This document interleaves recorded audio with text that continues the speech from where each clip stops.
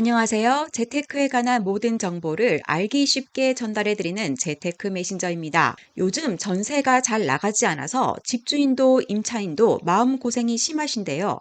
언제까지 전세가 인기가 없을까요? 오늘은 이에 대한 뉴스를 가지고 왔습니다. 재테크 메신저 지금 시작합니다. 요즘 주택 임대 상황을 한마디로 요약하면 전세 인기 하락, 월세 인기 상승이라고 할 수 있습니다.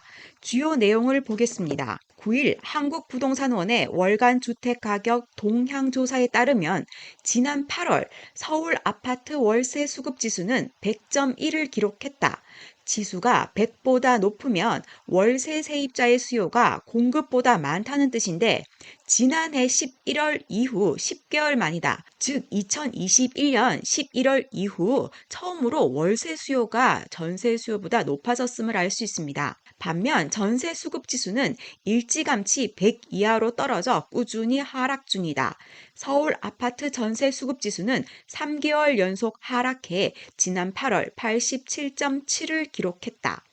임차인들이 월세로 쏠리는 현상은 금리 인상의 영향이 크다. 전세 대출 부자 이담이 증가하면서 차라리 월세가 더 저렴하다는 판단 때문이다. 최근 주요 시중은행의 전세 대출 금리는 최저 4% 초반에서 최고 6% 중반 수준이다. 반면 서울 아파트 전월세 전환율은 지난 7월 기준 4.26%에 그치고 있다. 전월세 전환율은 전세금을 낮춰 이를 월세로 돌릴 때 적용하는 비율로 가령 전월세 전환율이 5%고 전세금을 1억 원 낮출 경우 연간 500만 원, 월세 약 42만 원을 내게 된다. 집주인들 역시 은행 금리 수준에 맞춰 월세 수익률을 높이려 하지만 금리 인상 속도가 워낙 가팔라 전월세 전환율이 이를 따라가지 못하고 격차가 발생하고 있는 것이다. 앞으로 추가적인 금리 인상이 예상되기 때문에 세입자들의 월세 선호 현상은 당분간 지속될 것으로 보인다. 저도 몇 달 전 전세를 월세로 전환했는데요. 기존 전세자금 대출도 없는 세입자여서 이렇게 전환을 하면 세입자가 나가지 않을까? 새로운 월세입자를 받을 준비를 하고 있어야겠다라고 생각을 하고 있었습니다.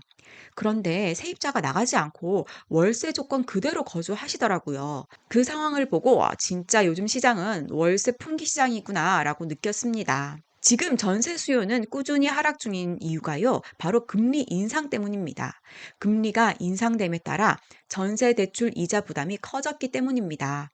최소 연말 또는 내년 초까지는 금리 상승을 모두 다 예상하고 있는 만큼 당분간 전세 시장은 힘들어 보입니다. 그럼 반대로 금리가 인하된다면 어떻게 될까요? 월세를 전세로 전환하려는 수요가 생길 것이고 다시 전세 시장이 불붙겠죠. 지금으로선 상상이 안 되신다고요? 제가 바로 1년 전 기사를 가지고 왔습니다. 전세 자금 대출이 막힌다고 하니 미리 대출을 받아두려는 수요가 급증했었습니다. 은행은 1년치 대출금을 연초에 미리 책정해 두는데요. 부동산 호황 시기엔 연말이 다가오면 대출 가능 금액이 줄어들 수밖에 없습니다. 많은 사람들이 대출을 이미 많이 받아서 투자를 했기 때문이죠. 이를 거꾸로 생각하면요. 해가 바뀌면, 즉 연도가 바뀌면 다시 대출이 가능함을 의미합니다. 실제로 2022년 3월 중부터 전세자금 대출이 다시 풀리기 시작했고요. 전세자금 대출이 풀리자 다시 전세가는 상승했습니다. 더불어 그 당시에 임대차 3법의 후폭풍으로 7, 8월에는 임대차 그 갱신 만료되는 것들이 이제 다 없어지니까 전세가 씨가 마를 것이다 라면서 지금 미리 계약해야 된다면서 심리전까지 가세를 했었죠. 기왕 지난 뉴스를 본 김에 시계를 1년 뒤 더 돌려보겠습니다. 2년 전 이맘때 기사입니다. 이 기사 기억나시는 분 많으실 겁니다. 강서구 모 대단지 전셋집이었는데 줄 서서 전셋집을 구경해야 했었죠. 뉴스를 보면서 야, 저 정도면 집 안 보고 계약금 바로 던져야 되는 거 아닌가? 라는 생각을 했었는데요. 알고 보니 저 집은 주택임대사업자 물건이었다고 합니다. 임대인 입장에서는 어차피 누가 들어와도 전세 가격은 정해져 있으니 미리 계약금을 받을 필요가 없었던 거죠. 주택임대사업자 등록 물건은 임대 의무 기한 동안 5%까지만 올릴 수 있으니 세입자가 선호할 수밖에 없습니다. 아무리 주택임대사업자 등록 물건이었다고 하지만 줄 서서 전셋집을 볼 정도면 당시 전세 시장이 어땠는지 짐작 가능합니다. 불과 1, 2년 사이의 일인데도 시장 상황이 180도 달라져 있네요. 그렇다면 지금의 월세 선호 현상이 언제까지나 지속되진 않을 것입니다. 월세 선호는 월세금 상승을 불러일으키고요.